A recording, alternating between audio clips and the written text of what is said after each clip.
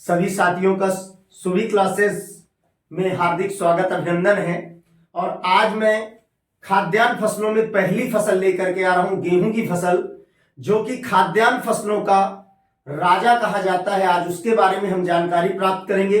तो सबसे पहली बात आती है कि आज हम पढ़ने वाले हैं गेहूं, व्हीट जिसको कहा जाता है, जो खाद्यान्न फसलों में बड़े पैमाने पर उगाई जाती है और जिसका उपयोग विभिन्न प्रकार के खाद्य उत्पादों को बनाने में किया जाता है। आज उसके बारे में हम जानकारी प्राप्त करेंगे। तो सबसे पहले जब मैं गेहूं की बात करता हूं तो गेहूं जो फसल है ये खाद्यान्न फसलों की राजा है, यानी कह दिया जाए तो इसे क्या संज्ञा दी गई है दोस्तों, खाद्यान्न फसलों की राजा कहा जाता है। और इस फसल का जो वैज्ञानिक नाम है, वैज्ञानिक नाम इसका टिट्रिकम एस्टिवम है। क्या है दोस्तों? टिट्रिकम एस्टिवम इस फसल का वैज्ञानिक नाम है, जिसमें गुणसूत्र संख्या 2n बराबर 42, यानी मीन्स मैं यूं कह दूं कि षटगुणित होती है, यानी हेक्साप्लायड होती है। यानी कैसी है? तो हेक्साप्लायड होती है। कैसी होती है? तो हेक्साप्लायड, षटगुणित होती है, अर्थात टिट्रिकम एस्टिवम वैज्ञानिक नाम। और 42 गुणसूत्रों की संख्या पाई जाती है, यानी क्रोमोसोम नंबर 42 होते हैं और हेक्साप्लायड होती है। जबकि इसका जो टोटल क्षेत्रफल है भारत के अंदर वो 87% क्षेत्रफल पर इसकी खेती की जाती है या ये वैरायटीज उगाई जाती है। उसके अलावा दूसरा आपका टिट्रिकम ड्यूरम, टिट्रिकम ड्यूरम, और तीसरी जो आपकी है टिट्रिकम डायोकम। इस प्रकार से इन तीनों प्रजातियों की खेती की जाती है, जिसमें आपका जो टिट्रिकम एस्टिवम है उसकी खेती 87%, 87% क्षेत्रफल पर की जाती है। उसके अलावा जो टिट्रिकम ड्यूरम और टिट्रिकम डायोकम है, ये टोटल जो इनका क्षेत्रफल है परसेंटेज में, वो टोटल हो जाएगा 13%, यानी 100% क्षेत्रफल इस प्रकार से होता है जाकर के, जिसमें आपका जो ड्यूरम प्रजाति है उसकी खेती 12% क्षेत्रफल पर की जाती है। कितने क्षेत्रफल पर की जाती है? 12% क्षेत्रफल पर दोस्तों की जाती है, जिसे क्या कहा जाता है? तो माइक्रोनी या मार्कोनी व्हीट के नाम से जाना जाता है, जिससे सूजी और सेवई जैसे उत्पाद बनाए जाते हैं। उसके अलावा टिट्रिकम डायोकम जो है वो 1% क्षेत्रफल पर उगाया जाता है, जिससे उपमा नामक खाद्य पदार्थ बनाया जाता है। उपमा नामक खाद्य पदार्थ का निर्माण किया जाता है। तो इस तरह से ये 3 वैरायटीज हैं गेहूं में, 3 किस्में हैं। टिट्रिकम एस्टिवम गुणसूत्र संख्या 2n बराबर 42, हेक्साप्लायड है जो 87% क्षेत्रफल पर उगाई जाती है, और टिट्रिकम ड्यूरम जो है 12% क्षेत्रफल पर उगाई जाती है। जैसा मैंने बताया, इस किस्म का प्रयोग मैंने कहा सूजी बनाने में व उसके अलावा सेवइयां बनाने में उपयोग किया जाता है। इसे किस नाम से जाना जाता है? तो मींस मार्कोनी व्हीट। किस नाम से? Markovnikov wheat. जबकि इस किस्म को ब्रेड व्हीट के नाम से जाना जाता है। किस नाम से जाना जाता है दोस्तों? ब्रेड व्हीट के नाम से जाना जाता है। यानी यूं मैं कह दूं कि चपाती, ब्रेड माने रोटी, यानी चपाती बनाने के लिए मुख्य रूप से उपयोग किया जाता है। अगर मैं बात करूं कि चपाती जैसे फूलना, चपाती बनाते हैं और बनाते समय फूलती है, तो क्यों फूलती है? गेहूं में एक प्रोटीन पाई जाती है जिसका नाम होता है ग्लूटीन, यानी ग्लूटीन प्रोटीन की उपलब्धता पाई जाती है, और ग्लूटीन प्रोटीन की उपलब्धता के कारण यानी चपाती या रोटियां फूलती है। जबकि डायोकम 1% क्षेत्रफल पर खेती की जाती है, जिसमें उपमा नामक खाद्य पदार्थ का निर्माण किया जाता है। दूसरी बात कि गेहूं जो है किस कुल या फैमिली के अंतर्गत आता है? तो अगर कुल की बात करें, मैं फैमिली की बात करूं सबसे पहले, तो ये ग्रैमिनी, यानी ग्रैमिनी या आब्लिक दूसरी भाषा में मैं कह दूं पोएसी, ग्रैमिनी या पोएसी या घास कुल के अंतर्गत आने वाली फसल है दोस्तों।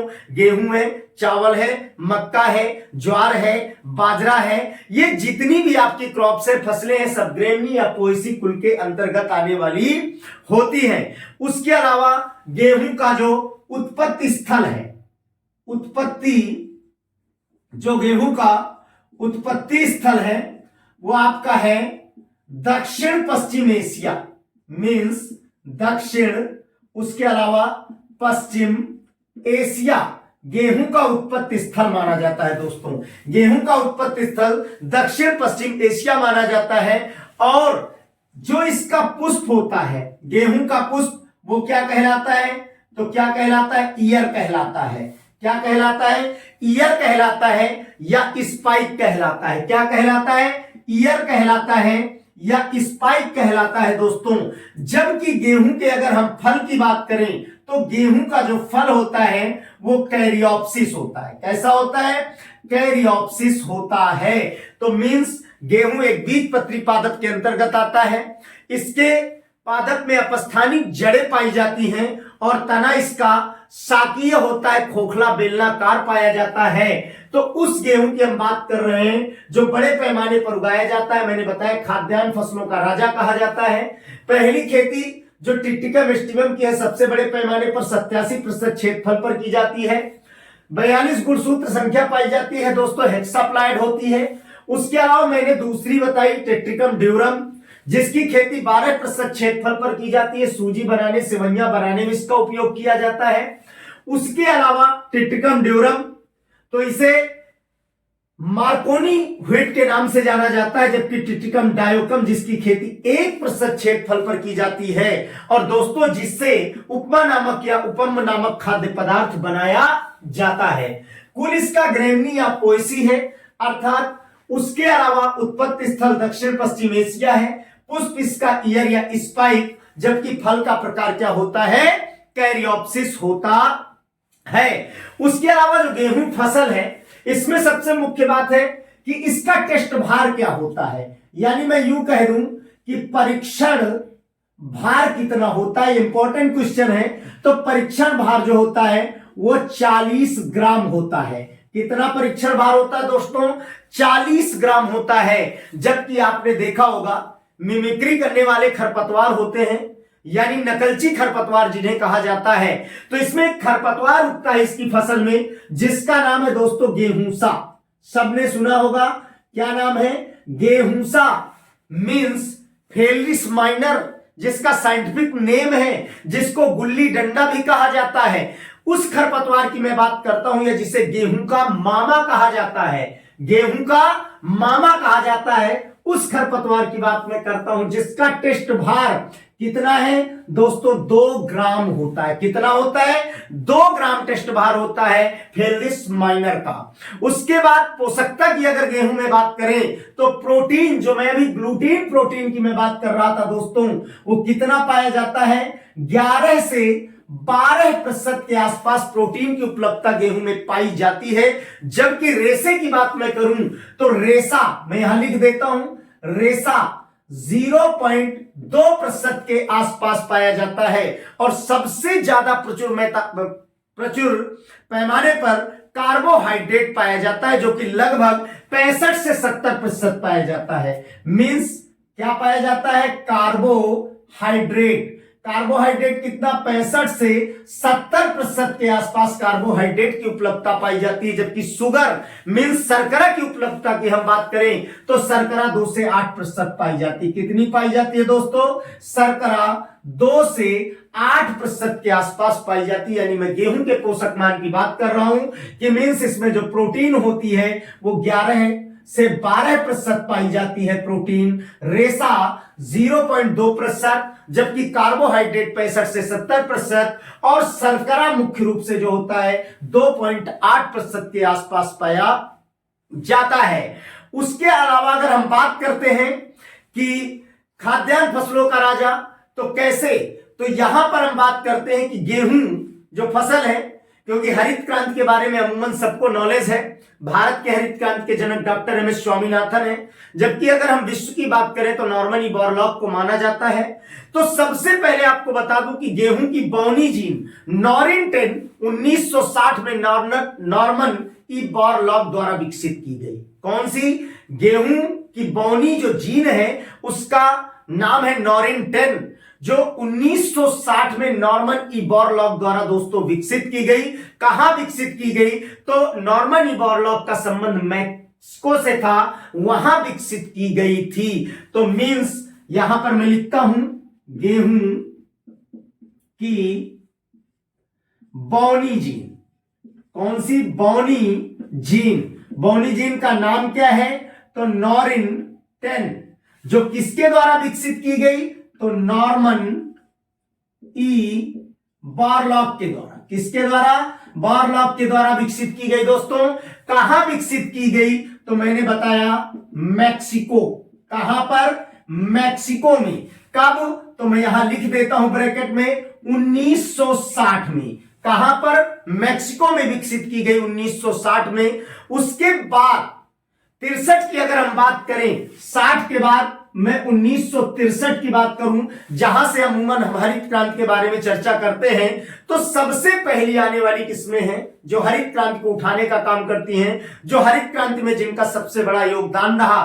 तो 1963 में कुछ किस्में आई। कौन सी? सोनेरो 63-64 व लार्मा रोजो आयातित किस्मों के रूप में। आयातित, आयात माने मंगाना, निर्यात माने भेजना। तो ये आयातित किस्में हैं जिनको मंगाया गया या लाया गया, तो ये भी बौनी किस्में थी।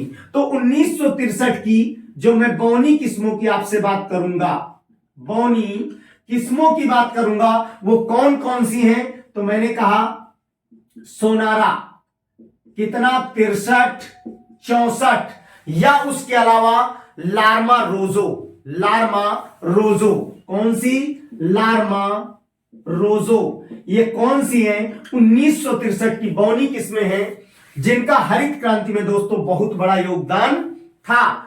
66-67 की अगर हम बात करें तो पूर्णतः हरित क्रांति आ चुकी थी। तो मैं यहां लिख देता हूं कि मींस 1960 में सबसे पहले गेहूं की बौनी जीन नॉरिन 10 नॉर्मन ई बोरलॉग के द्वारा 1960 में मैक्सिको में विकसित की गई। 1963 में बौनी किस्में सोनारा 63-64 यानी 63 एंड 64 और लार्मा रोजो, ये हरित क्रांति को बढ़ावा देने वाली किस्में थी, वेराइटीज थी। उसके बाद 1966-67 में हरित क्रांति का पूर्ण लागू होना हो गया, हरित क्रांति संपन्न था लगभग। उसके बाद अगर हम बात करें तो एक मुख्य बात आती है कि डॉक्टर ओ ए बोगल, मैं यहां लिख देता हूं इस तरह कि डॉक्टर ओ ए बोगल, ये नाम है साइंटिस्ट का। डॉक्टर ओ ए बोगल ने वाशिंगटन राज्य में, कहा? वाशिंगटन राज्य में अमेरिकी गेहूं का नॉरिन 10 से क्रॉस करवाया। किसने? डॉक्टर ओ ए बोगल ने। किसका क्रॉस करवाया? तो मींस वाशिंगटन राज्य में अमेरिकी गेहूं का नॉरिन 10 से क्रॉस करवाया। तो मैं इधर लिख देता हूं अमेरिकी, क्या है? गेहूं, अमेरिकी गेहूं क्रॉस क्या किया गया? नॉरिन 10 से क्रॉस करवाया। किसने करवाया? तो डॉक्टर ओ ए बोगल ने अमेरिकी गेहूं का क्रॉस किससे करवाया? नॉरिन 10 से इन्होंने क्रॉस कराया, जो जेन्स के नाम से 1961 में किसानों को दिया गया। तो जो इससे क्रॉस हुआ वो किस नाम से विकसित हुआ? जेन्स के नाम से। और 1961 में क्या किया गया? इसको किसानों को उपलब्ध कराया गया। क्या किया गया? किसानों को उपलब्ध कराया गया, यानी किसानों को यह दिया गया।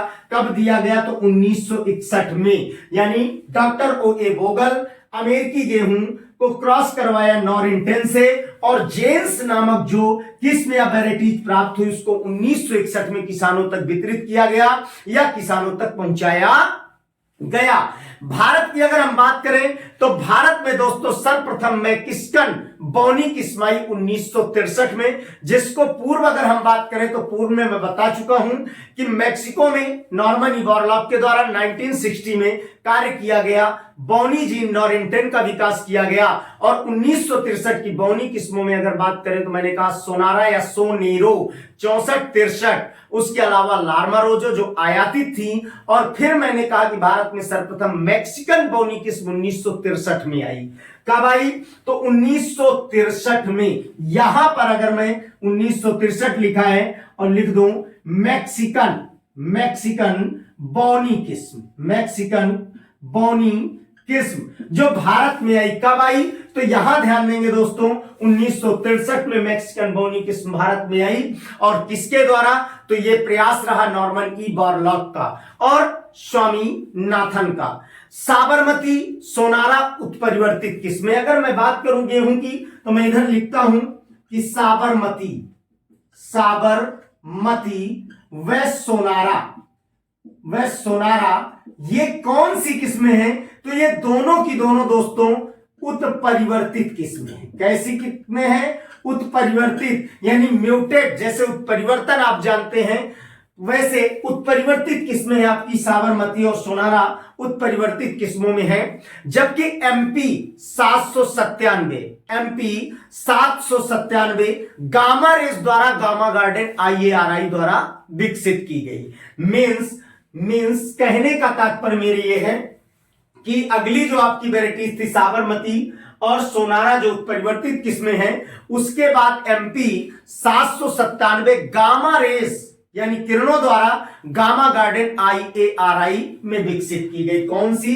तो MP 797। इसका विकास किसके द्वारा? Gamma rays. इंपॉर्टेंट है दोस्तों, गामा रेस किसके द्वारा? IARI द्वारा विकसित की गई गामा गार्डन में। उसके बाद अगर हम बात करें अगले क्रम में तो सोनालिका IARI दिल्ली द्वारा अगेती जीनी बौनी है। किसकी बात मैं कर रहा हूं अब इस समय यहां पर? तो सोनालिका की, गेहूं की किस्म है सोनालिका। किसके द्वारा? Same IARI। किसके द्वारा? नई दिल्ली के द्वारा। किसके द्वारा? नई दिल्ली के द्वारा जो है विकसित की गई जीनी बौनी किस्म। कौन सी? जीनी बौनी किस्म। उसके अलावा यूपी 262 कहां से विकसित है? तो पंतनगर विश्वविद्यालय द्वारा विकसित की गई, जो दोस्तों रस्ट रोधी है यानी रस्ट रोग रोधी है, जिसको यूपी यानी उत्तर प्रदेश 262 जो उसका कोड है पंतनगर विश्वविद्यालय द्वारा विकसित की गई, जो रस्ट के प्रति प्रतिरोधी है।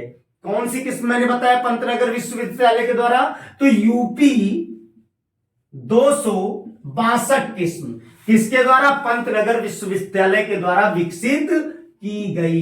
पंतनगर विश्वविद्यालय के द्वारा विकसित है यूपी 262 वेरीज आपकी विकसित की गई। जबकि मालवीय 12 BHU द्वारा विकसित है। मालवीय 12 आपको बता दूं BHU कहां है? तो BHU बनारस में स्थित है, जिसको पंडित मदन मोहन मालवीय द्वारा अनुदान के द्वारा बनाया गया था। वहां के द्वारा विकसित की गई किस्में आपकी मालवीय 12 विकसित की गई है। जबकि WH 147 आपका हिसार हरियाणा कृषि विश्वविद्यालय के द्वारा विकसित की गई है। तो मींस यहां पर मैं आपको लिख दूं BHU द्वारा विकसित किस्म है। कौन सी विकसित किस्म है आपकी? तो BHU के द्वारा विकसित है मालवीय 12। कौन सी किस्म विकसित है दोस्तों?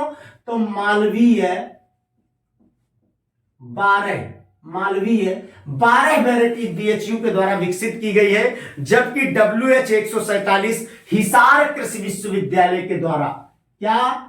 WH यानी 147 हिसार कृषि विश्वविद्यालय हरियाणा, 147 हिसार यानी विश्वविद्यालय है कृषि का जो हरियाणा में है, वहां के द्वारा ये वैरायटीज विकसित की गई है WH 147। और उसके अतिरिक्त अगर राजस्थान की मैं बात करूं तो 911 ड्यूरम की बौनी किस्म दुर्गापुरा जयपुर से विकसित की गई है। क्या कह रहा हूं मैं, राजस्थान 911 वेराइटीज का नाम है। ड्यूरम की बौनी किस्म है जो दुर्गापुरा जयपुर से विकसित की गई है। और एक वेराइटीज है, इंपॉर्टेंट है दोस्तों, जिसका नाम मैं लिख दूं यहां पर शैलजा, यहां लिख देता हूं, ध्यान दें आप लोग, शैलजा।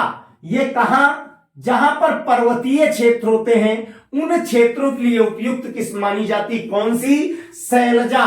पर्वतीय क्षेत्रों के लिए उपयुक्त वेराइटीज मानी जाती है। जबकि राजस्थान 911 ड्यूरम की बौनी किस्म है जो दुर्गापुरा अनुसंधान संस्थान केंद्र है वहां द्वारा विकसित की गई है। कौन सी किस्म, तो राजस्थान, कौन सी किस्म, राजस्थान 911 कहां से विकसित है, तो राजस्थान से विकसित है, राजस्थान के जयपुर से विकसित है। जयपुर में स्थित अनुसंधान संस्थान है जिसका नाम है दुर्गापुरा, वहां से विकसित की गई है, जो ड्यूरम की बौनी है। किसकी बौनी है, ड्यूरम यानी किस्म गेहूं की, उसकी बौनी किस्म, ड्यूरम की बौनी किस्म राजस्थान 911। जलवायु की अगर मैं बात करूं तो गेहूं के लिए आप जानते हैं रबी की फसल है, रबी में उगाई जाती है। अमूमन सर्दियां पड़ती हैं तो जलवायु ठंडी नम शीतोष्ण जलवायु की फसल मानी जाती है। किसकी दोस्तों मानी जाती है, जलवायु ठंडी नम शीतोष्ण।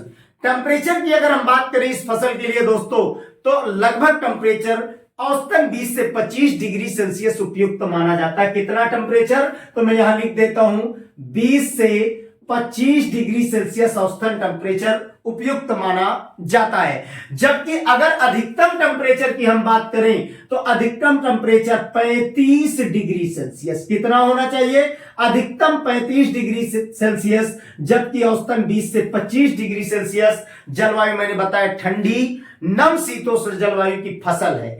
बीज जब हम दोस्तों बुआई करते हैं, एक बीज पत्री है, मैंने बताया हाइपोजियल अंकुरण होता है। एक चीज आप और ये ध्यान दें कि इसमें जो अंकुरण का प्रकार होता है वो हाइपोजियल होता है। कैसा होता है, हाइपोजियल होता है। और बीज अंकुरण के लिए 3.5 से 5.5 डिग्री सेल्सियस तापमान यानी न्यूनतम तापमान माना जाता है। तो मैं यहां लिखता हूं बीज अंकुरण, बीज अंकुरण के लिए 3.5 से 5.5 डिग्री सेल्सियस तापमान, जो कि दोस्तों न्यूनतम तापमान है। कैसा तापमान है, न्यूनतम तापमान उपयुक्त माना जाता है। दाना बनते समय अगर हम बात करें तो गर्म शुष्क मौसम होना चाहिए। जिस समय दाना परिपक्व अवस्था में आने की अवस्था में होता है इसी प्रकार का मौसम हो। दाना बनने का मतलब होता है मिल्क स्टेज पर आते समय। उसके अलावा मृदा दोमट मृदा उपयुक्त मानी जाती है। कैसी मृदा उपयुक्त मानी जाती है, दोमट मृदा उपयुक्त मानी जाती है। जबकि वृद्धि के लिए आर्द्रता नमी की आवश्यकता होती है, जो लगभग 50 से 60% आर्द्रता की आवश्यकता होती है। किसके, गेहूं के फसल के लिए। और मृदा दोमट और दाना बनते समय मौसम गर्म शुष्क होना चाहिए दोस्तों। तो इस प्रकार से लगभग गेहूं का आज फर्स्ट पार्ट, पहला वीडियो आप लोगों के पास उपलब्ध हो रहा है। और इस फसल के लगभग 4 से 5 पार्ट्स आएंगे। पूरी जानकारी डीपली आपको मिलेगी। और दोस्तों आप लगभग समझ चुके होंगे, मैंने आपको सारी चीजें बताई हैं। थोड़ा सा लिखने का क्रम इधर उधर था तो सो आप समझें और देखें। एक एक चीज को मैंने अंडरलाइन भी की है। तो लगभग गेहूं जो मैंने बताया फसलों की राजा है, खाद्यान्न फसलों का बड़े पैमाने पर उगाया जाता है। वैज्ञानिक नाम मैंने टिट्रिकम एस्टिमम बताया जो 87% क्षेत्रफल पर उगाया जाता है। टिट्रिकम ड्यूरम की मैंने बात की जो कि आपका क्या कहलाता है, मार्कोनी व्हीट कहलाता है, जिससे सूजी सेवइयां बनाई जाती है। 12% क्षेत्रफल पर उगाया जाता है।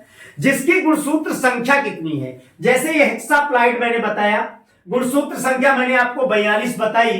तो गुणसूत्र संख्या ड्यूरम की जो होती है 28 होती है, जो टेट्राप्लॉयड है, जो टेट्राप्लॉयड फसल है। और उसके अलावा आपका डायोकम उपमा बनाने में 1% क्षेत्रफल पर उगाया जाता है। तो इस तरह से कहने का तात्पर्य है कि लगभग मैंने आपको संपूर्ण जानकारी दी, कुछ किस्मों की जानकारी दी इंपॉर्टेंट। तो ये इंपॉर्टेंट किस्में भी हैं, आप ध्यान देंगे प्रत्येक पर मैंने अंडरलाइन कोशिश की है करने की, कौन सी कहां से है और कहां से विकसित है। और अगर किसी प्रकार से आपको कोई प्रॉब्लम है और कोई आपके सुझाव हैं तो कमेंट के माध्यम से जरूर बताएं, हम उसमें सुधार करेंगे। और हम आशा करते हैं कि वीडियो आपको अच्छे लगेंगे और समझ आएंगे। तो इस तरह से आप लाइक भी करें, शेयर भी करें, सब्सक्राइब भी करें और नेक्स्ट वीडियो को लेकर के मिलेंगे फिर। तब तक के लिए धन्यवाद।